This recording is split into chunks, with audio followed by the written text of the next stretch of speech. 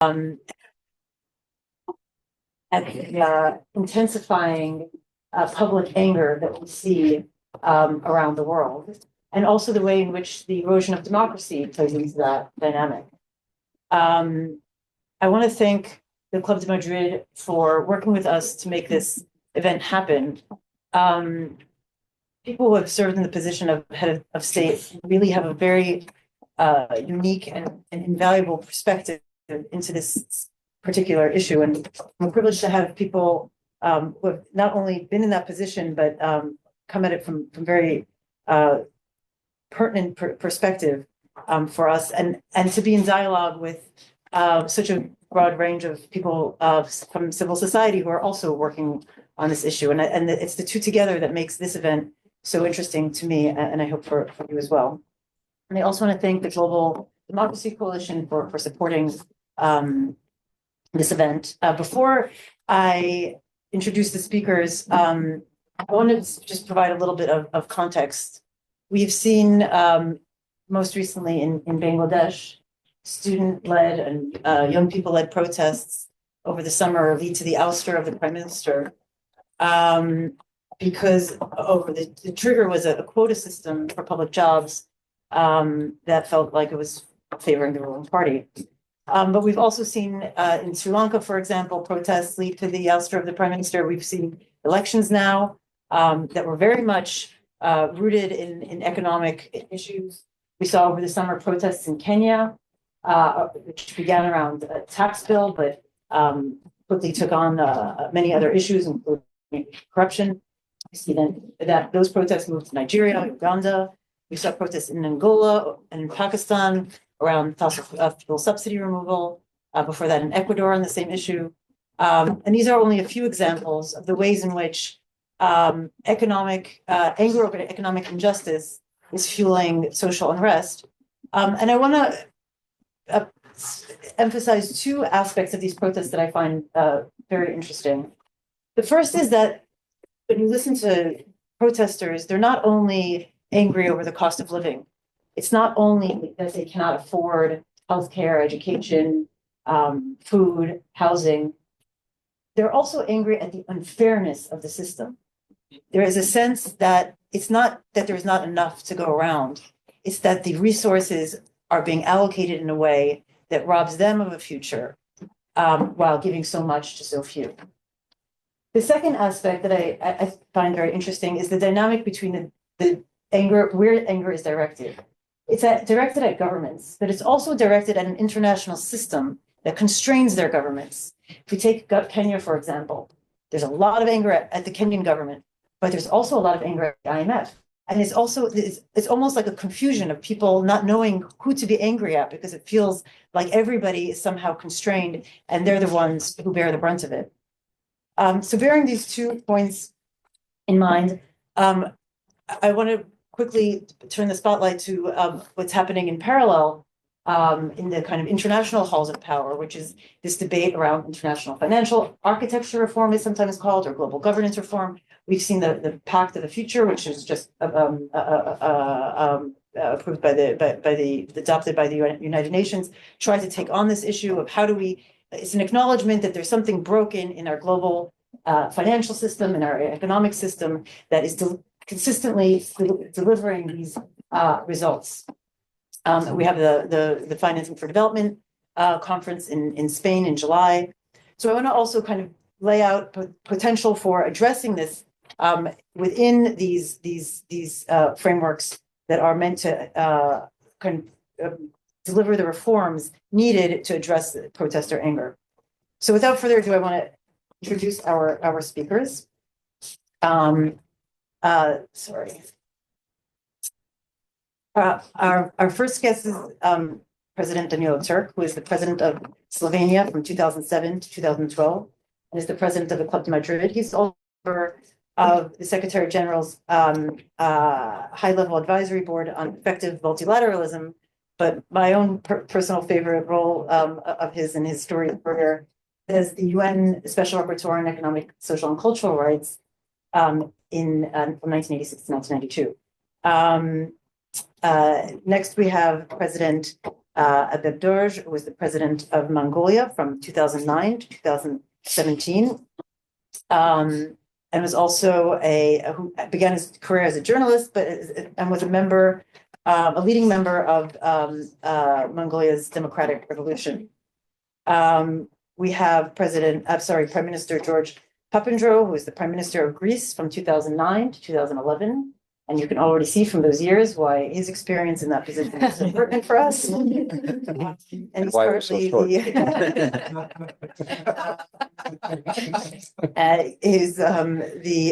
currently serving as the General Rapporteur on Democracy in the Council of Europe. We have Dr. Kevin Casas, who's the Secretary General of International IDEA, which is an intergovernmental organization supporting democracy worldwide. We have Abby Maxman, the CEO of Oxfam US. We have Dr. Christina Musalge. I'm sorry, I'm going to pronounce her last name. Luckily, I also have a last name that many people mispronounce, so I feel I can do that. Who works with the Young Scholars Initiative at the Institute for New Economic Thinking, which she'll tell us more about. And we have Luis Vera, who's the coordinator of the Bretton Woods Project and a watchdog for the IMF and the World Bank. So a really interesting mix of speakers, but a lot of speakers. So I'm going to ask our guests to keep their interventions short. And without further ado, I will begin with you, President Turk. So my question to you, I should say, before asking my question, that in preparing for this event, I actually read the reports that you wrote as the Special Rapporteur on Economic, Social, and Cultural Rights, and it was remarkable. One of the things that I found really interesting was a mission to the IMF and World Bank to develop this idea of indicators around human rights and progressive realization of economic, social, and cultural rights, in part, to address the gaps in the international system. But the question I'd like to ask you is, from your perspective, how do you, assess this conundrum of how much governments can actually deliver on economic and social rights, and how much are they constrained by the international system? Well, thank you, and also thank you for reminding me of my younger days, because the report that you mentioned was written in the years 1988 to 1992. Now that tells you a little bit about my age. So, and with age, obviously, one changes many subjects, but that one was actually very fundamental, and it has to do with human rights in a really very important way. Now I'm very pleased that we are meeting in the office of Human Rights Watch, which has neglected economic and social and cultural rights for many years, because civil and political rights were seen as, the human rights. The rest is more like policy. And I think one question which I think people around this table have to ask themselves, all right, this was probably a mistake. Was this a mistake? And if that was a mistake, could that be remedied? Let us not forget, the Universal Declaration of Human Rights, the mother of all human rights, has had both sets of rights in the text of the Universal Declaration. And importantly, Article 28, which relates directly to a question, and that is, everyone is entitled to a social and international order in which all human rights can be fully realized. Now, that was the level of ambition of 1948 following World War II. That was Eleanor Roosevelt. That was Franklin Roosevelt's, Weltanschauung. That was a different, optimistic, and energetic vision, which was there, and that vision actually collapsed under the pressure of Cold War divisions. And when, of course, the Cold War was coming to an end, people like me were asked to start discussing economic, social, and cultural rights. And I think that we have to recall this and understand that these problems have always been there. They were just not properly addressed.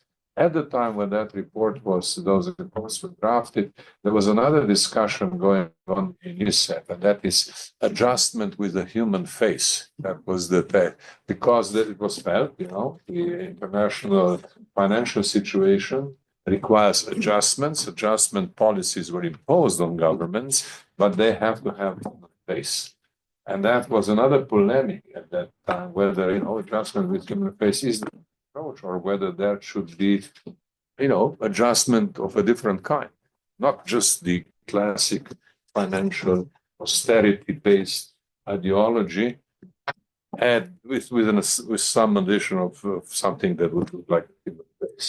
So we are actually addressing a very old problem, very fundamental problem. And the question is, all right, how do we approach that problem in essence, and how do we approach it today with the problems that exist today? I don't have answers because I wrote my reports 30 years ago, 30 and more years ago, and you asked me to be brief. So I will stop here and I would say, look, I mean, the important thing is that this is put on the agenda. I understand that Oxfam is publishing a very important report, or has published just now an important report about global oligarchy. Maybe that would provide the proper insight into the problem and also suggest us where the solutions might be. And as I said, this is a complex and large terrain. I don't want to go any further. I would stop here. And I'm really interested in hearing other speakers who are on your list already. Thank you very much. I hope it heartens you to know that all these years later, I work for Human Rights Watch, and my work is very much focused on incorporating human rights standards and indicators into that. Indicators are one of the methodological tools, because in human rights you either have legal standards where that's possible, and then, of course, application, implementation of legal standards is the priority. But in many cases, you don't have clear and precise legally defined standards. So you need approximations, you need indicators.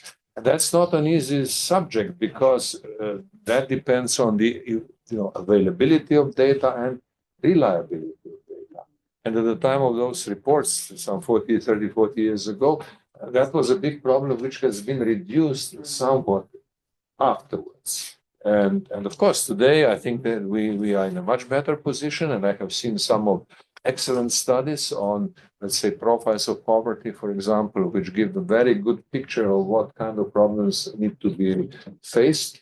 And I think that would help to develop proper indicators and also policies based on that. I feel like that leaves us in a mixed position of both being heartened that there's some progress, but also the fact that we're still having this conversation all these years later is a little bit more on the disheartening side. But I want to bring in the question of democracy, President Abador, because the idea is, or the hope is, the ideal is that democracies will be better able to deliver on economic and social rights because they enable participation and in the political system. And yet we've seen around the world in a lot of democracies, also social unrest around, a sense of economic injustice, and democracies really struggling to deliver on that. So I want to get your thoughts on that, and how inequality and this the capture really by special interests erodes democracy and erodes that process. Yeah, I'm trying to extend my neck, and yeah, some people call me short neck, and I usually say that my brain and heart is much closer because of that. And I'm really honored to end up today. I thought when I started the democratic movement in Mongolia with my friends, I'm going to end up in jail. But I never imagined that I end up in a temple of hope for this global human rights fight, in this historic building. And I'm really honored. And thank you for inviting me here. Democracy, Mongolia is the only democracy between Russia and China, and since 1990. And we actually have a parliamentary democracy. And it's quite unusual, and many people say that it's almost impossible to maintain for long-term democracy there. But of course, we now are in Mongolia, we're facing that Mongolia's democracy is really deteriorating. And in the West, everyone wants to see, between Russia and China, if there is democracy, it's very beautiful. And they want almost to see it like a Cinderella story. But now that Cinderella's health is deteriorated, and that Cinderella lost its attractiveness, and not many people, not many countries, not many organizations paying attention to that democracy. I think if we lose democracy between Russia and China, Mongolia's democracy, I think world going to lose big asset. And because of that, we have to fight. One thing on your question, why democracy is not really difficult, challenging to deliver that economic, social rights and economic wealth. And of course,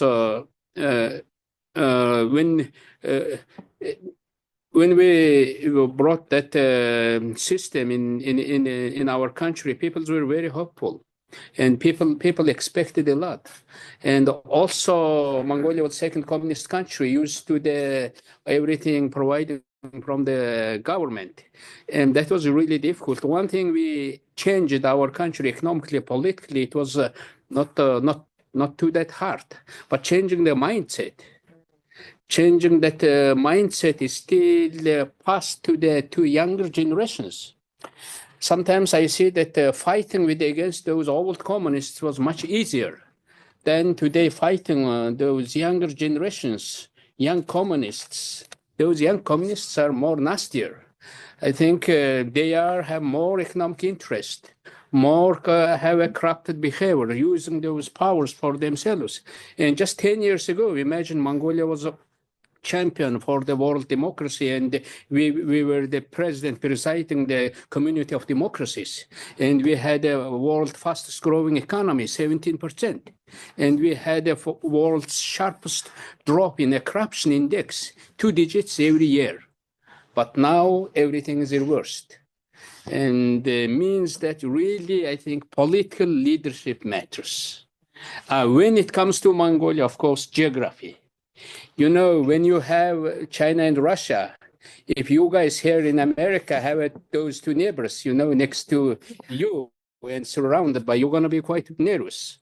But they usually have that in order to do something bigger in Mongolia, always somehow you depend on Russia or China in Mongolia. And if that's not delivering in their political interest, they block it. And because of that, I think still we have really problem delivering that economic promises or wealth to the people. But one thing is, I think most of the people, when I go to ask Mongolian people, is still 60% of Mongolian people answering, choosing democratic way of life was good thing for Mongolia. And they are still keeping their faith. That's really something. That's really something to fight for, you know. And that democratic or that everyone having that right, and that's something. Now, because of a government test of the wealth or money, they trying to manage economy. I think because of that, we are not delivering. We are not, now failing. We have to trust in our people more, in our people's creativity, not to government. Yeah. Oh, that was good. Yeah. Now we clap. Chinese Communist Party. Something to say. Turn it off. Turn it back on. That should be God's intervention. God. That's it. I like what you said. Yes. Yeah, God intervening. Okay. It's your remarks are very interesting contrast to those of President Turk, because they focus more on the kind of domestic, this particularity of the domestic situation, and as a failure to kind of deliver on economic and social rights. And I think that kind of complements President Turk's remarks about the kind of broader international system. And so with that, I want to turn to Prime Minister Papandreou to get your views on this question around how, you know, how is inequality really undermining the kind of democratic institutions that are needed to deliver on economic and social rights, or how do you, which maybe is too much of a leading question. I mean, how do you see this link between inequality and democracy? Well, thank you. And I also want to thank you for hosting this, and organizations like yours, Human Rights Watch, but others such as Amnesty International have always been very important. And for my country, because we lived through a dictatorship also, and our fight against torture, against imprisonment of political dissidents. Fighting for democracy was always very important for us. When I became prime minister, actually, there was a lot of anger already. And maybe one of the reasons why I did become prime minister was that people were unhappy with corruption, with waste of money, with a sense of injustice, sense of the lack of future, and so on. The problem, of course, was that it had gone so far, and it was in the middle of the financial crisis, that even though I came for reform and to open up and to bring in transparency, which I did, and brought a lot of reforms, the markets started hitting us, and I had to finally ask my partners in the European Union. I didn't really want to have their money. I was saying, just come and say what Draghi had said later, just we'll do whatever it takes, but they didn't do that. And so I had to start a very, very heavy austerity program, which had sort of maybe the opposite effects as far as anger, maybe even more angry. We actually initially were able to lower inequality, but that meant that everybody was lowering, but the rich had to pay more. But actually, we over the time, of course, this did not hold. Went through 10 years of this crisis. But I remember one thing, which is I think it's important. So we want to talk about the reasons of inequality. So I would have the Troika, as they called it. It was the IMF. It was the central bank of the European Union plus the Commission, and they would, and member states such as Germany particularly, which was quite strong in this, tax, more taxes, pay your debt, cut the deficit. We actually cut the deficit in 1 year 5%, which is OECD had us as like we are the example of what should be done. But it was very painful. But there was a big problem because I had to tax, but then the oligarchs, who said oligarchs, but and not only, but the richer parts of the society just move their money out to tax havens or to wherever, and or to Germany or wherever, so Cayman Islands or whatever. So in the end, you were taxing the people that couldn't do that, and that was the wage earners, civil servants, small, medium-sized companies, and so on. So what this created more sense of injustice, of course. So in our globalized system, we have the capacity, let's put it another way, I think there was a time in the 50s and 60s when there was this social contract where capital and employers and workers and government would basically say, yes, we agree that you make profit, but at the same time, part of this profit will be allotted to infrastructure, to health, to education, to pensions or whatever. Environment was not maybe so important then, but still. With globalization, capital is free to move. Workers not so much, although we have migration. And we have a lot of capital moving around to tax havens or places where they can find cheaper labor or whatever, less. And what we have with this is a huge concentration of wealth. Oxen talks about this a lot, but it's not only wealth. It is a concentration of power. So I think we have to look at inequality, not just on wealth, but also on power. And when this concentration of power out there is there, this power comes back to our nations and captures democracy. So it's not that democracy is bad, or it's not too slow, or it can't solve the problems. And why is it? It's democracy is not working because some people don't want it to work. And it's not so much the different interests within a country. It's this global, I think, injustice. So they buy up media, they buy up football teams, they buy up banks, they buy up construction companies, they buy politicians, they buy just judges, or they just lobby legally. But that's, I think, one of the big problems. And that, of course, has created even deeper injustices and a sense that we really can't, as politicians, solve some of these problems. Because, and it's not just that, of course, there are many other issues, climate change, so on. It also means that resources are inefficiently used. First of all, we don't have trickle-down economies, they doesn't trickle down. But secondly, where are these resources put? They are not put for the public good. They're not put for efficiently, we want to deal with climate change. They're not put for climate change. We want to deal with poverty. They're not put for poverty. Somebody was telling me today, I think 27 billion to wipe out poverty. That's not a lot of money if you think about what's in tax havens. So I think that also what we had is some theoretical problems is we have divided politics and economy. I mean, in ancient times, the agora in Greek means both politics, speaking, but also market. We've divided that. And I think that we also have to look not just at some small tinkering with the system, but really rethink some of the business models, the global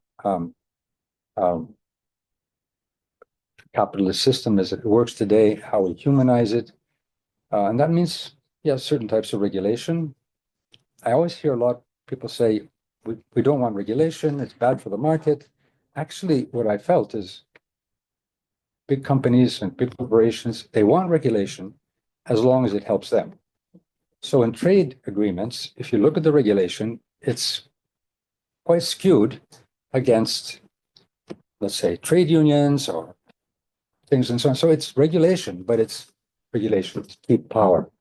So the concentration of power is there. And of course, it's not just a governance issue of because we talk about governments and that we have this future summit, just some important things have come out of it, from what I understand. But our global system needs more cooperation, it needs more collective work.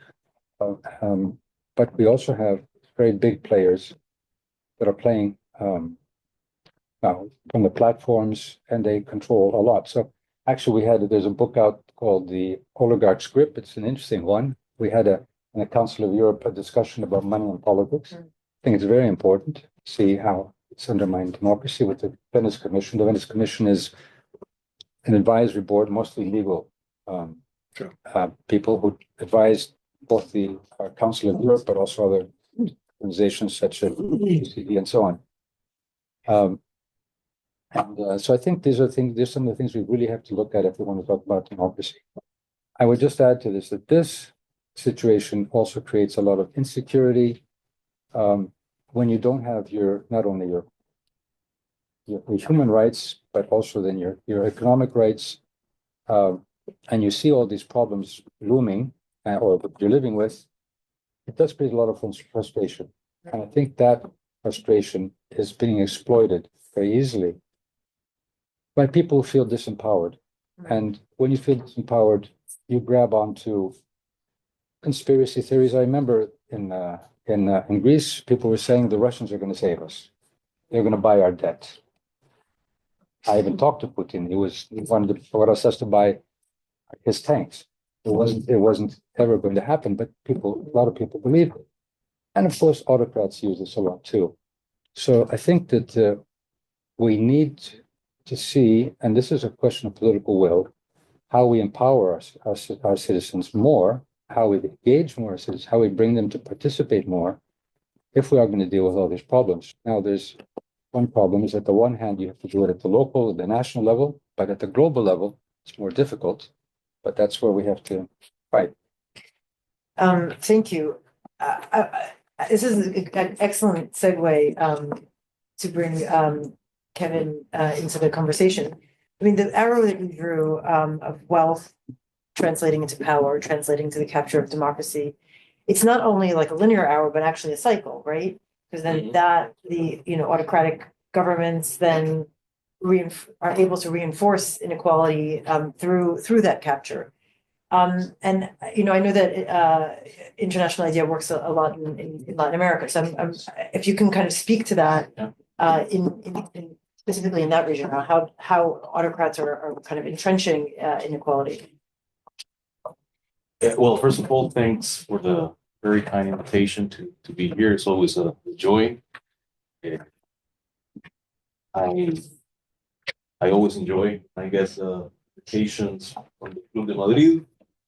Very close partners and co-conspirators. And thank you to Human Rights Watch for this conversation. I mean, look, there's a lot happening with democracy in Latin America, but we have to unpack the concept, right? Because if you ask me whether democracy is in a better or in a worse place in Latin America than it was, say, 30 years ago, well, it depends.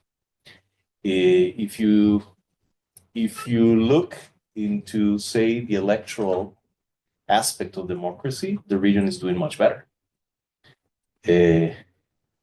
Latin America, I mean, the single most important thing that has happened in Latin America in terms of the construction of democratic systems over the past 40 years has been the introduction of very sound, very robust electoral institutions that are able to hold elections and hold them well, despite what just happened in Venezuela, which is an aberration.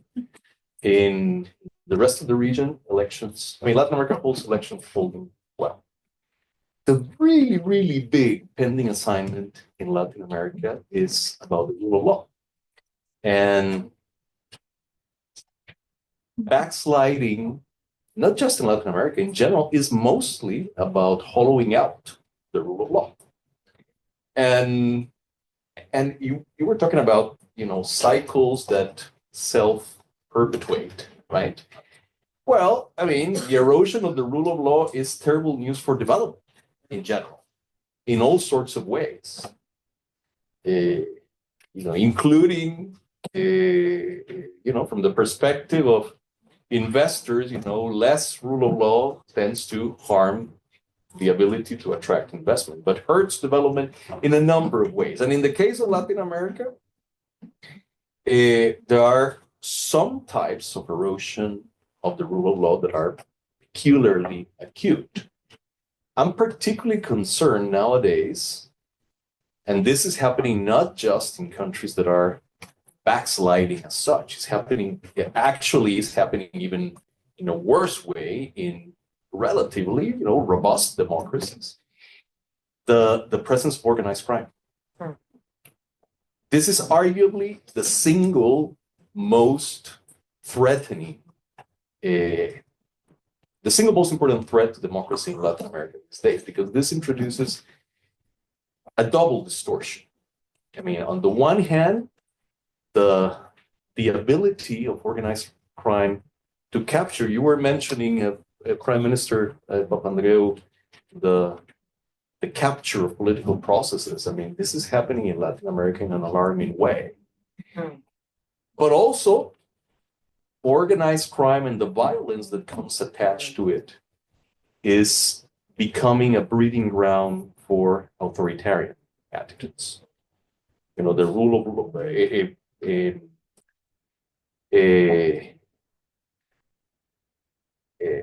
iron-fisted kind of approach to the question of violence in Latin America is becoming a huge threat to democracy, as we are seeing in places like El Salvador.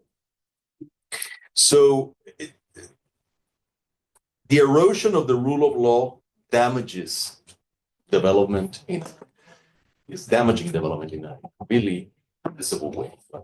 But then you have the arrow that points in the opposite direction. I think the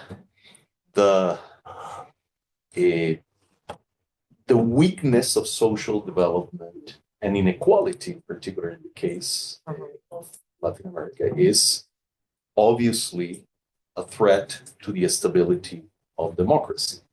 And not just in Latin America. Here I would like to make a broader reflection on this. I mean, I think that generally speaking, not just in Latin America, we seem to have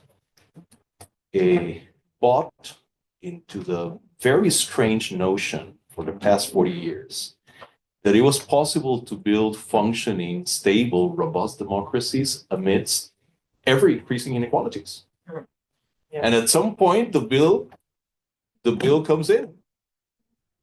And my impression is that we're seeing exactly that. Ever since the 08, 09 financial crisis, the bill has been with us. And here, one of the things I find remarkable about this and terrifying is, I used to think, coming from Latin America, that, oh, well, with a little bit of luck, if we do things right in time, even societies like ours, will be able to, to approach a better equilibrium, more developed societies. Actually, what I'm seeing is the opposite. I think it's the rest of the world that is becoming more like Latin America. Yes. And that's a terrifying prospect. Trust me. Yeah.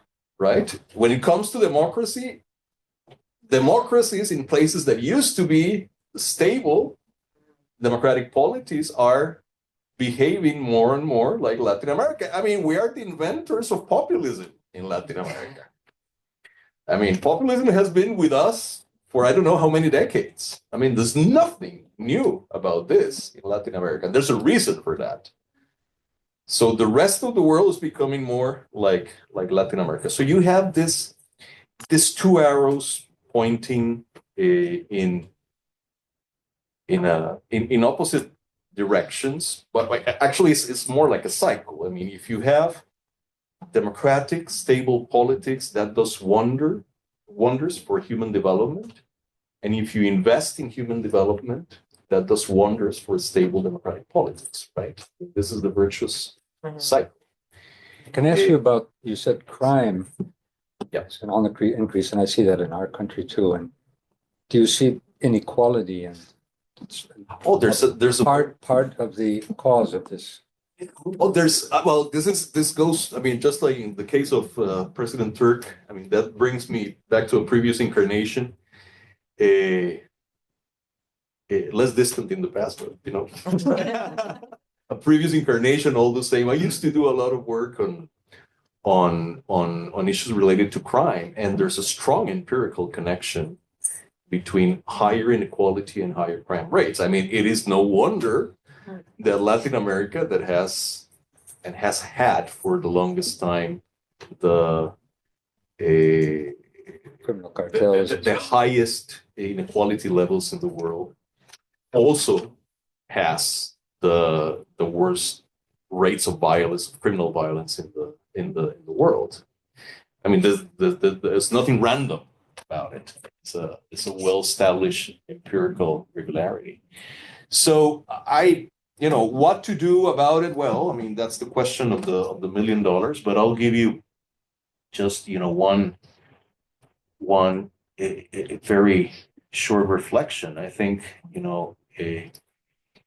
the case of Latin America, if we want to be serious about reducing inequality levels and hence enhancing the long-term prospects of democracy that are being challenged, as we speak, the question of taxes is paramount. That's a huge pending assignment. In the case of Latin America in particular.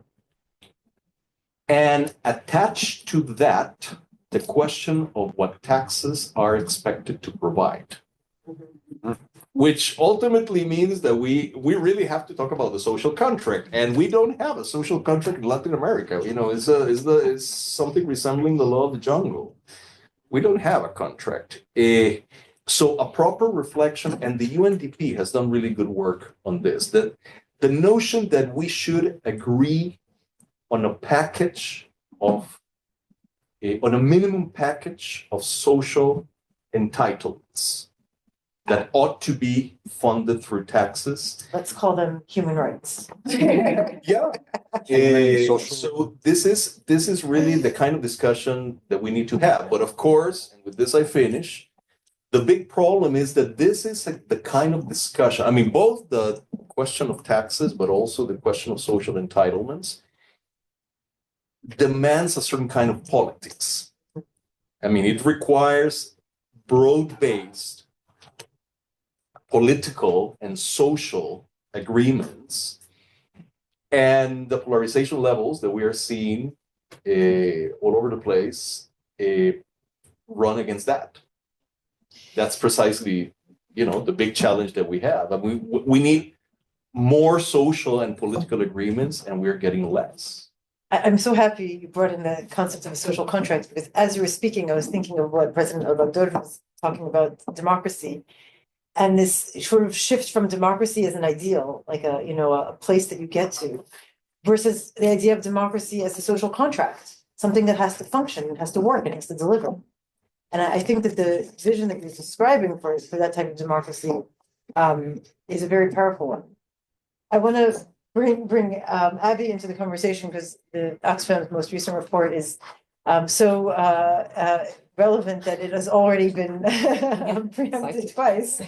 But so Oxfam has a new report drafted, I have to say with pride, by former Human Rights Watch Jackson Gendel, who I worked with. So I'm very proud of that one. But multilateralism in an era of global oligarchy.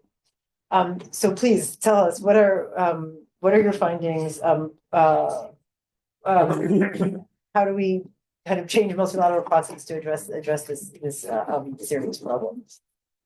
Thank you. I feel like everybody has already teed up all the points. So we do see the interconnectedness to everything that has been already discussed here. And thanks also, let me begin by thanking Club de Madrid and Human Rights Watch, President Turk, et cetera, and everybody here for convening these important dialogues and enabling us to showcase some of our work and the reports that we issue, because we see it can feel like doom and gloom, but there is opportunity and potential galvanization of public action to make real changes.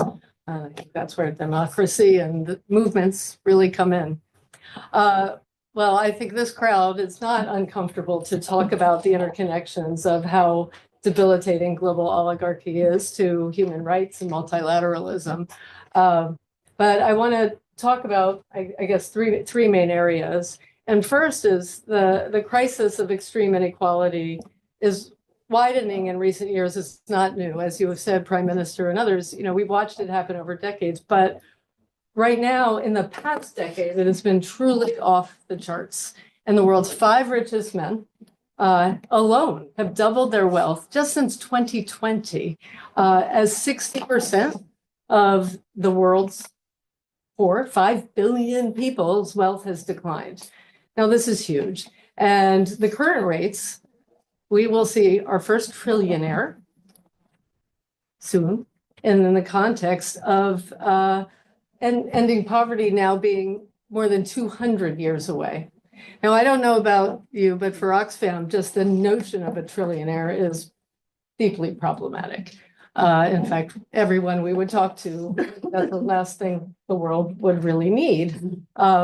Because it's a crisis of inequality and of growing global oligarchy. And the capture, the political capture, the corporate capture, the interconnections can't be understated. We've seen it, and we're continuing to witness it through the multilateral system, certainly at national levels and democratic processes, but at the global levels. And we're here this week around UNGA, Climate Week, Climate Action. And we see that the ultra-wealthy elite, who have this frightening ability to influence and shape the rules in ways that benefit themselves and at the expense of everyone else and human rights. And they do this individually and through their influence over corporate power, often enabled by rich nations. And I'll put in another report we released recently, separate around Climate Week and the climate issues, is another recent study reveals that the wealthiest 1% in the world are responsible for as much carbon pollution as the poorest 2/3 of humanity. Now, I'll come back to that, because when we look at global oligarchies' power and control over what might happen to global solutions and national and global action, that can be problematic, or it could be an opportunity to make real change.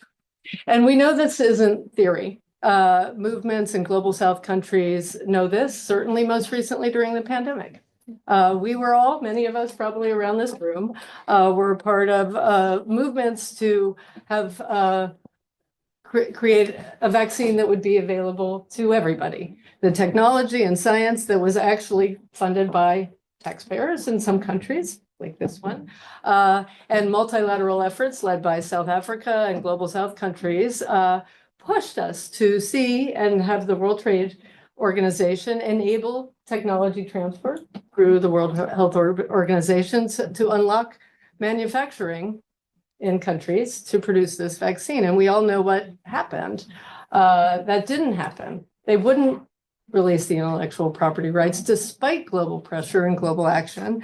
And what happened was dozens of new big pharma billionaires were created.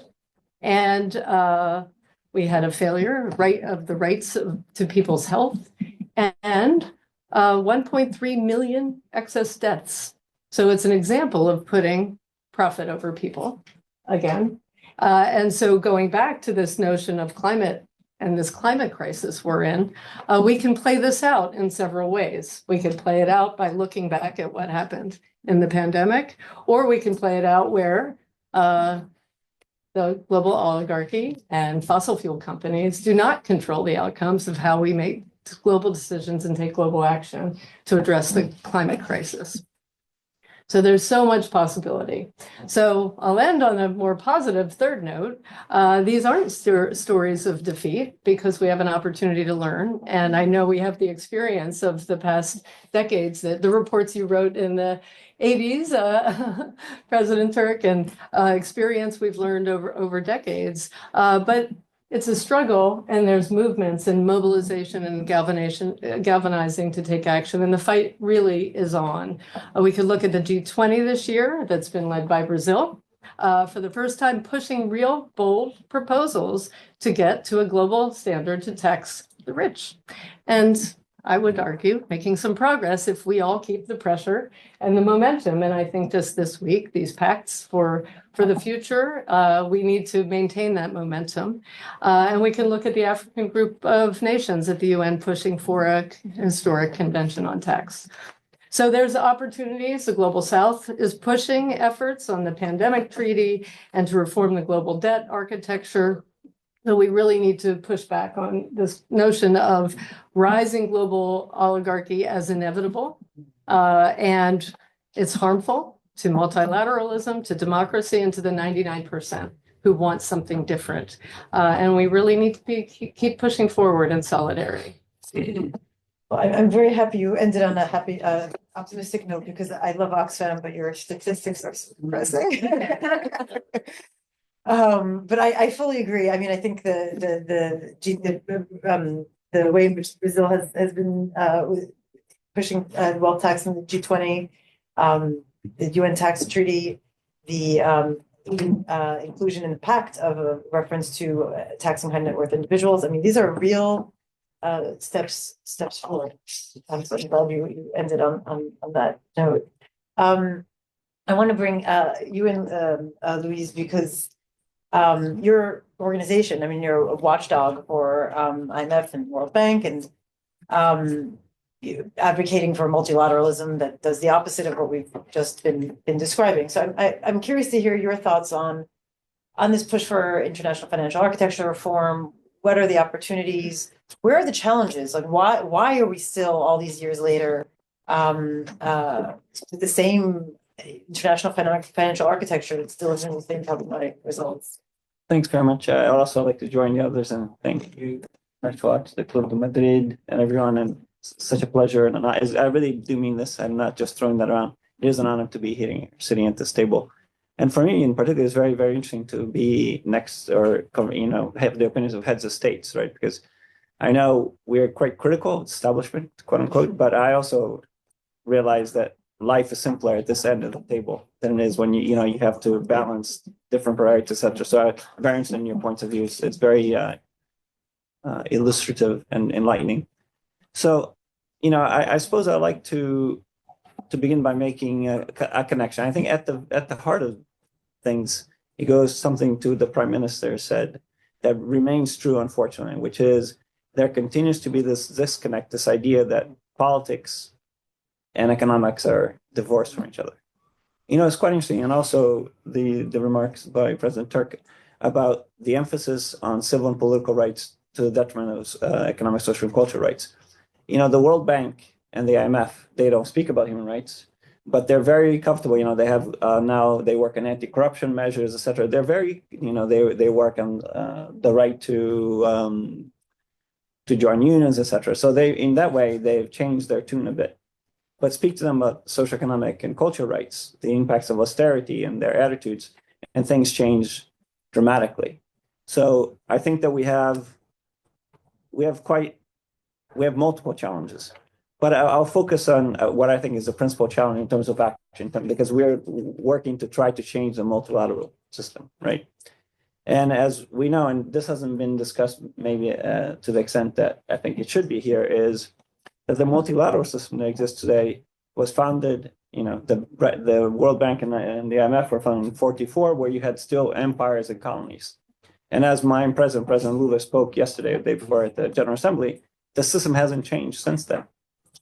And, for example, the two of you being heads of states of European powers, we've been talking a lot about the disparity and inequalities at the local, national level. But those inequalities are mirrored at the global level. You yourself, Prime Minister, mentioned the issue of tax. How much could Greece do to alter the global tax system, which impacted your ability to govern your state? I actually got in Europe a decision of the European Council on fighting tax evasion, but it never was implemented. And now you're starting at the global level to work on it. Yeah.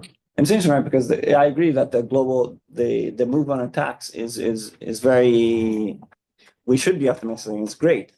However, it's not accidental that now the global north is also suffering from the impacts of the current global tax regime. So, it's not, those things are not accidental.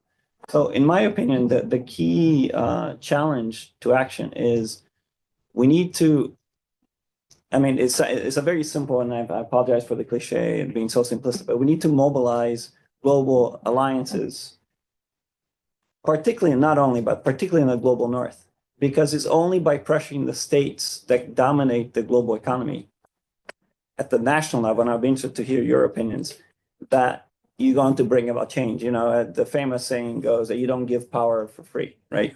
You're forced to give away power. You're forced to negotiate.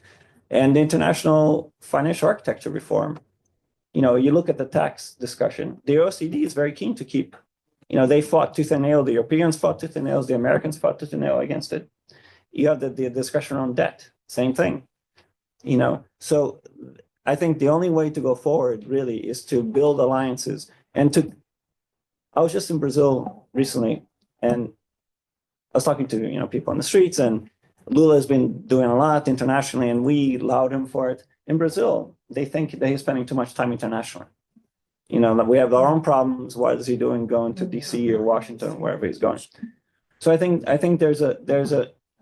we haven't been able to make the fact that the international architecture matters, life and death, it matters. It matters whether, the intellectual property of vaccine manufacturers are upheld or not. The World Bank and IMF, the majority of their shareholders were demanding the end of the intellectual, or a pause on intellectual property of rights of vaccines, and but the World Bank and the IMF refused to expend themselves on it. You talk about the food insecurity crisis. I'm not denying the fact that there's a linkage between the war in Ukraine and food prices. We've raised the issue of the impact of commodities trading on agricultural price production. The IMF and the World Bank refused to engage with it. So I think, that's what's required. It's required the only through pressure on the Europeans, the North Americans, Japanese, Australians, etc., locally, are we going to be able to change their attitudes and policy at the board level and going to the financing for development, the fourth conference. The last thing that I would say is that I think one of the other challenges is this has been raised about the oligarch discussion. As we know, the multilateral system is rooted in relation between states. But now, you have non-state actors. BlackRock has 3 times in assets holding, 3 times England's the UK's GDP, annual GDP. Nearly $10 trillion. You see what's happening with internet governance, etc. So we also need to be able to tackle both things simultaneously, and really drive people, as the Prime Minister said. People are frustrated and with good reason, and they're very susceptible to different narratives that provide easy solutions. I think our battle is to convince them that they need to pay attention to multiple things at once. And the last thing I would say is that, again, drawing a parallel between the multinational and the national, I don't think it's hyperbole to say that multilateralism is under threat. The same frustrations that apply to the national level to people who feel disempowered applies to the BRICS, apply to low-income countries. The graduation level of either country is extremely low. If the World Bank just published a report, in the last only 37 countries since the 1990s have graduated into high from middle income. So there's a generalized frustration that is coalescing. There's a local frustration with democracy and the lack of delivery, and there's a frustration with the lack of the social compact globally to deliver for the G77 and others. So those are the challenges that we face, I think. Well, you teed up perfectly the question for Christina, and I end with you, Christina, because you bring me hope. Because I'll explain very specifically why. I was living in Egypt just until the start of the Arab Spring, and when the Arab Spring started, it obviously came with a huge surge of hope, right? And it was, protests for freedoms against oppression, but also for bread, on economic issues. And there's an analysis that I happen to share of one of the reasons that the Arab Spring wasn't successful is that it wasn't sufficiently connected to a vision of something new. What should the place of this failed system describe?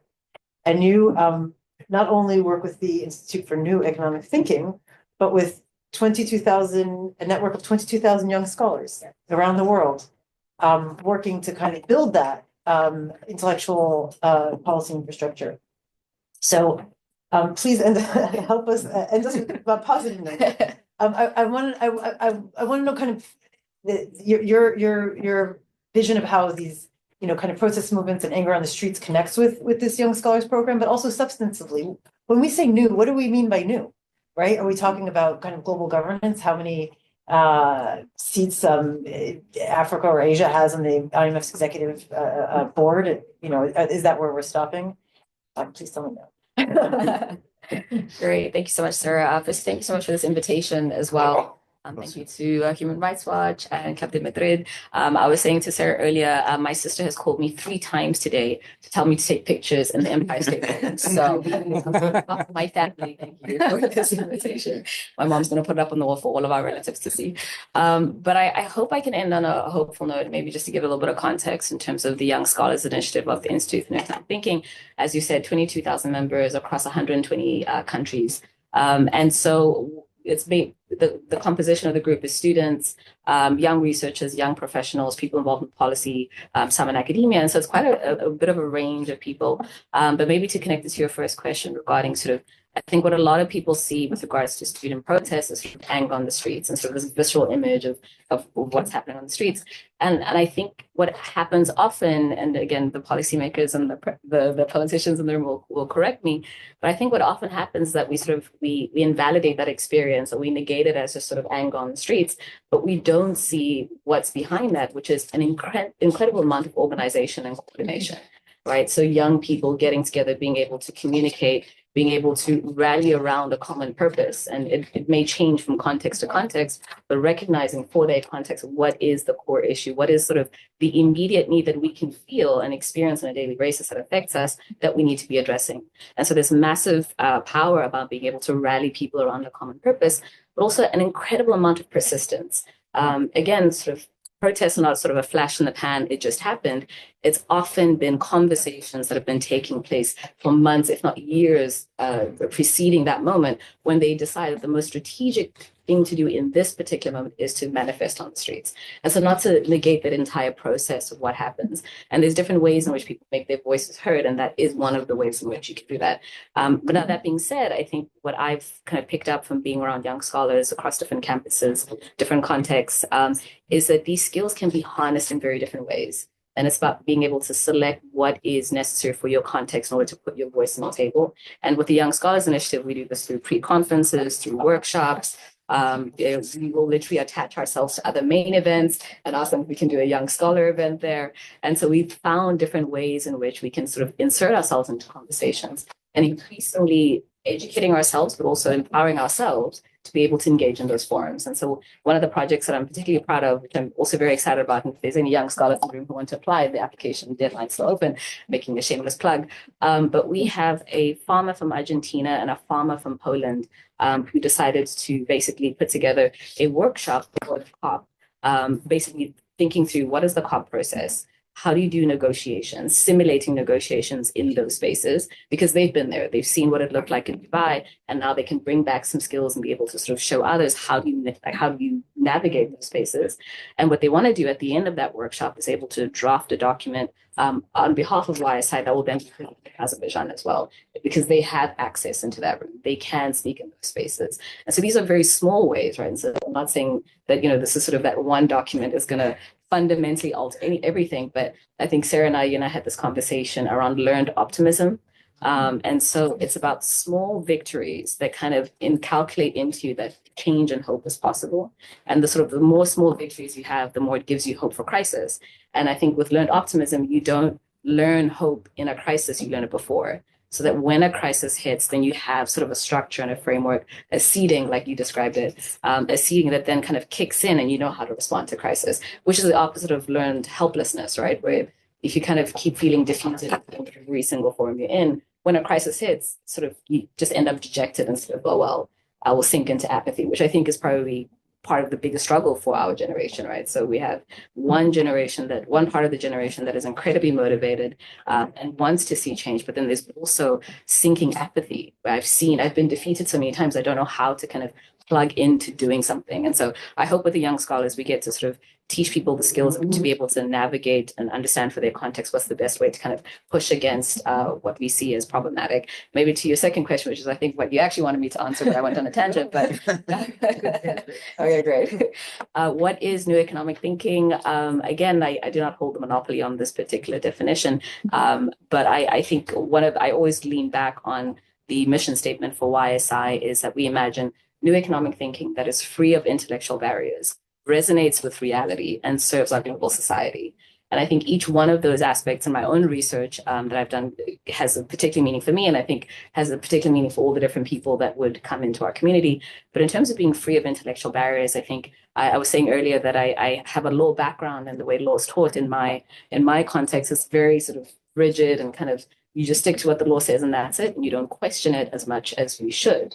And then I realized, sort of as I started doing research, that I wanted to find solutions to problems, but these problems are so interconnected to economics and politics. And I think we've already touched on this as well, that there needs to be massive amounts of interdisciplinarity than we're doing right now, especially in legal education, at least in terms of my background. And so for me, the first aspect of that is how do I promote more interdisciplinarity? How do I interact with lawyers, economists, anthropologists, sociologists, in sort of thinking about problems more systemically. And then we can sort of come up with more holistic solutions, as opposed to, lawyers come up with a solution that, economists are sort of still arguing about, like, what on earth were they thinking? This is a disaster. And so if we speak more to each other across disciplines, I think there is a better chance of being able to kind of at least get a fuller sense of the picture. Resonates with reality. This is my gripe with economics and economists. I apologize to the economists in the room. Not an economist. But I think there is a tendency for very abstract modeling that doesn't reflect most of reality, or at least the lived experiences of people. And so how do we almost flip it on its head instead of sort of creating abstract models and expecting people to fit into those models? How do we understand people and then create models that reflect that, which I thought was the intention of academia from the beginning, but I realized this is not true. And so just, how do we think about new ways of reflecting reality?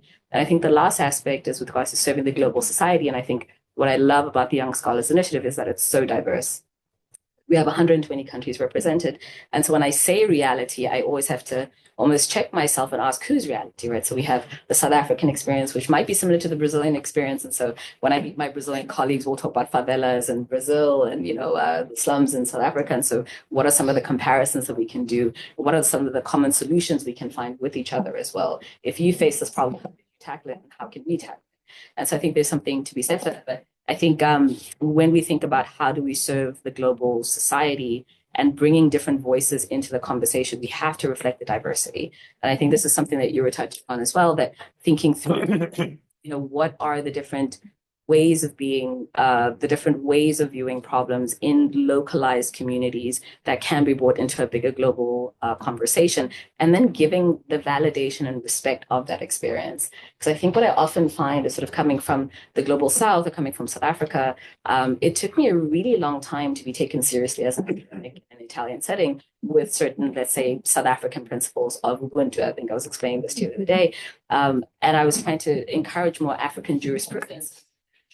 And I specifically in my PhD decided to quote mostly only African scholars as opposed to Western scholars. And that was an important decision I needed to make to kind of give the recognition that African scholarship is on the same footing as Western scholarship, and it needs to be taken seriously. And there was a bit of pushback in that, and I had to really work hard, and I still have a bit of PTSD from that PhD. But it was definitely a worthwhile experience in order to make the point that we can find such incredible wisdom, knowledge, jurisprudence, and histories from different localities that we should be encouraging on a global stage. And so that's just part of the way in which I envision that. I'm pretty sure others would have a very different response. So I hope that's hopeful. That's, Yeah. there's nothing more I can add to that. It's, thank you for all of that. We do have a few minutes for questions. Please. Yeah, thank you so much. My name is Monica Luca. I'm the director of Activate and we work with social movements. And this was like a very depressing conversation because it's reality. But There's some booze, Yes. Thank you. Okay, then we need that.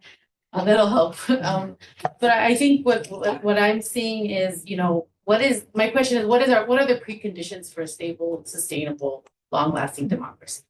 Because on one end, we heard that we need just basic human rights or maybe, or we need basic social contract where people are their social needs are met. But then we have the rule of law, citizen level criminality, let's call it. And then we have the capture of our democratic processes by, I would call them criminals as well, but extractive industries, oligarchs, maybe other ideological interests. So is there a precondition that one needs to happen before the other is possible? Is there a lever? I mean, saying we all have to do them all at the same time it's not feasible for a government to do that. And sometimes there is different priorities. So what would be, if these are the four, what would you do first, second, third? Before we answer, maybe I in the interest of time, take round question. Not that that's a simple question to answer, but throw a couple more questions onto that. Yes, please. Hi, my name is Ria from UN Human Rights Office, OSHR, here in New York. I'm also really pleased to hear this conversation. Like what Sarah said, before coming here, I was the lead on economic and social rights. So I'm also one of those who benefited from your earlier reports. But we have come a long way since then. Now our high commissioners have been advocating for human rights economy, building on years of works by the special rapporteurs and others. My question is on multilateralism, democracy at the international level. We've been following the pact, and it's positive that we have the pact. There are moments where we questioned about that. But I've also seen that, this is like a manifestation of the reality about the multilateralism. That, okay, it's positive that we ended up with the pact. We have the start of the International Tax Convention, bring it to the multilateral level. But also, on the other hand, we see the tensions here with the global compact, the technology, the AI governance, cybersecurity, that some countries are using the multilateralism to, basically take control of these decisions. Another dimension is what others have also mentioned, that we see constant push against civil society engagements, multilateral forum, against local governments to have a more say in this multilateral forum. So, when the Secretary General started this common agenda and the summit, the starting point was that the UN needs to adjust and change to the reality. So, do we still have a hope for this renewed multilateralism at the UN? Another small question. Anybody have anything else in before I turn back to the? Okay. I know that you have to run. I don't know if you have a minute or two to share some. No, please. No, please go ahead. No, I mean, I'll try to take the first question, because this is a very interesting one, and one that I've thought about. And I'll try to give you an answer such as it is, based on the experience of Latin America. I think there is a sequencing question in this that is seldom talked about, and I'll paint here with a broad brush, a very conscious way, but give and take, countries in the democracies in the North Atlantic, plus a few others that are part of the same family, Australia or New Zealand, they had rule of law before they had democracy. In Latin America, as well as in other places, but certainly in Latin America, we are trying to build democracies where the rule of law is nowhere near established. So the likelihood that human rights will not be protected in an adequate way, the likelihood that things as basic as personal safety are not protected, let alone, other kinds of rights. And therefore, the likelihood that you're going to have, if you don't have solid rule of law, that you have democracies riddled with impunity, with power abuse, and hence with increased levels of disaffection, is much higher. So if I were to provide some advice about sequencing, and this might sound weird coming from someone that essentially earns his living talking about elections, democracy writ large, but mostly elections. If you want solid, stable, robust democracy in the long run,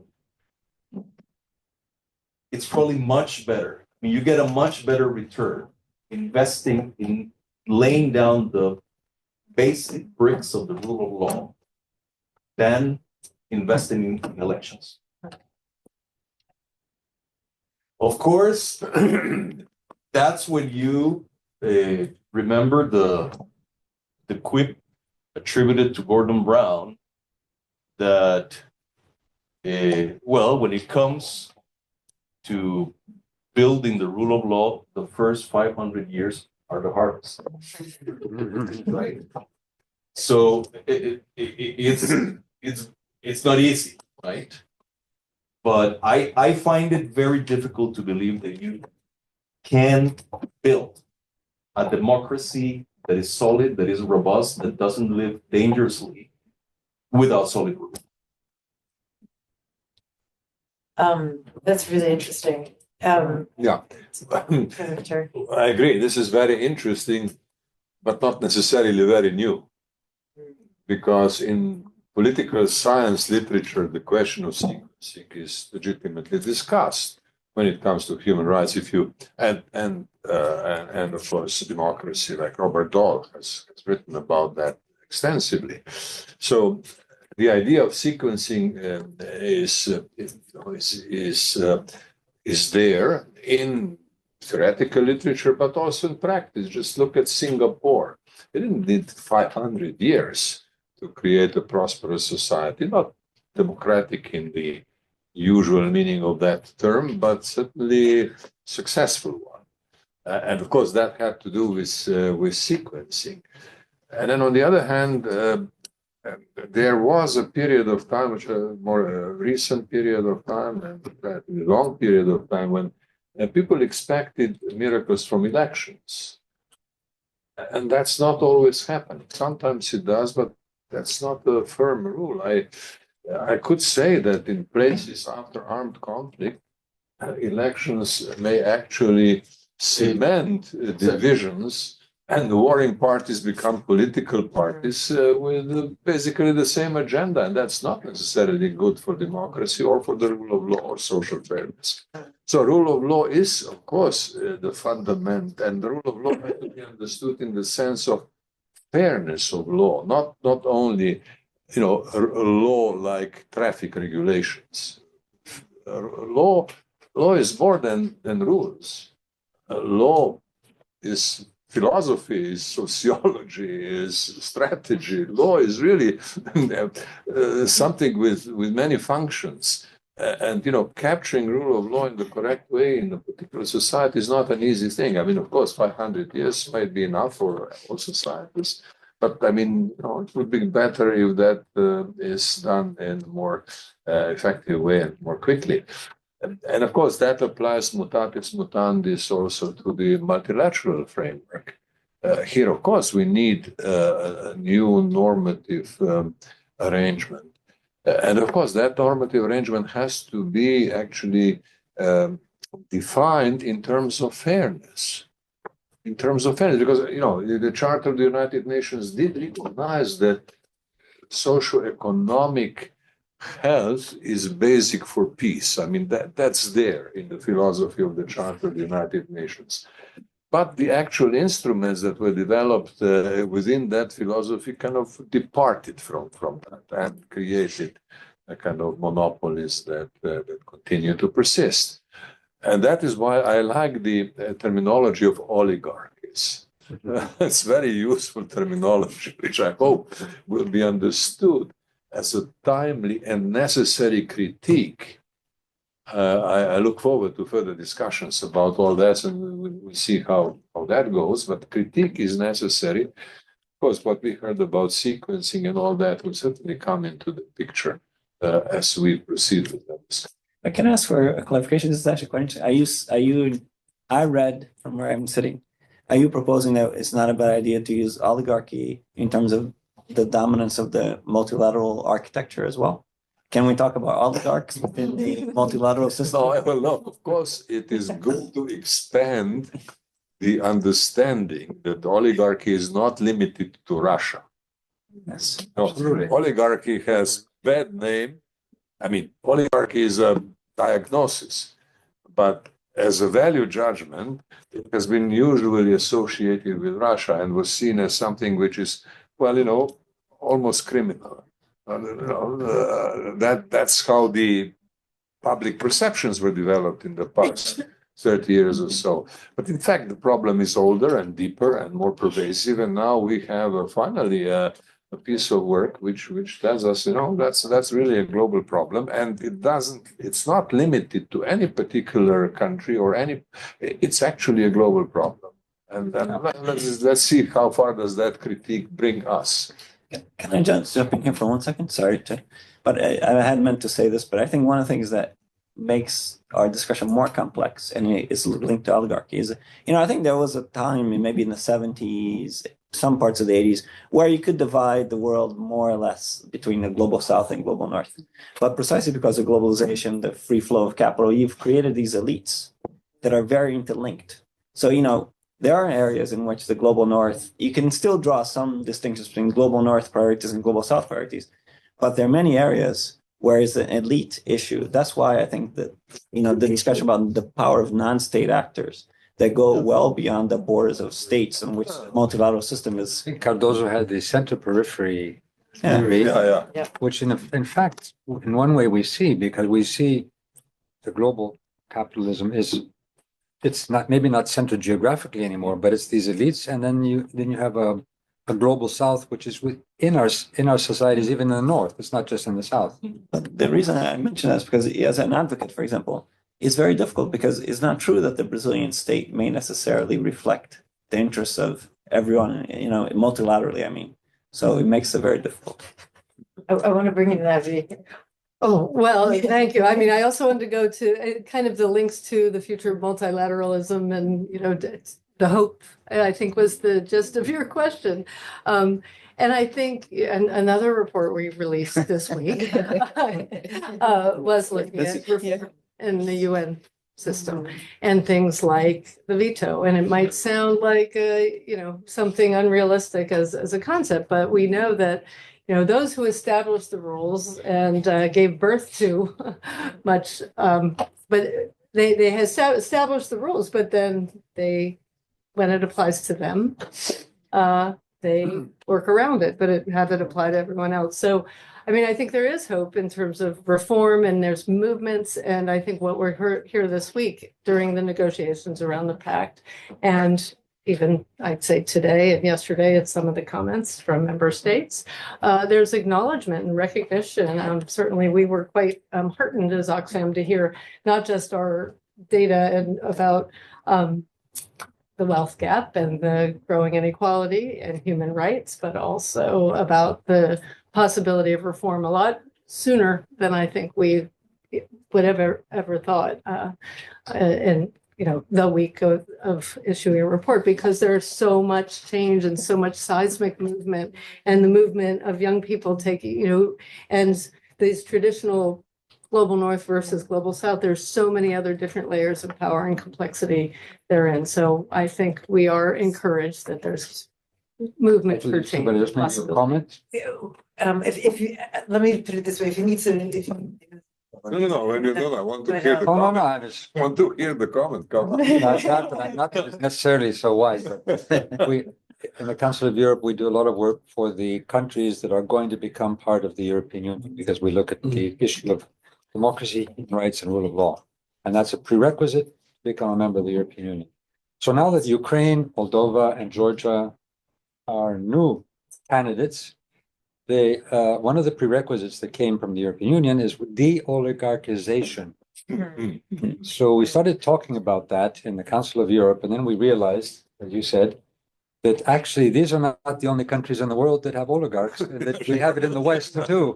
So that's where we had actually a conference on money and politics, and so I think that's very important. Second, on multilateralism.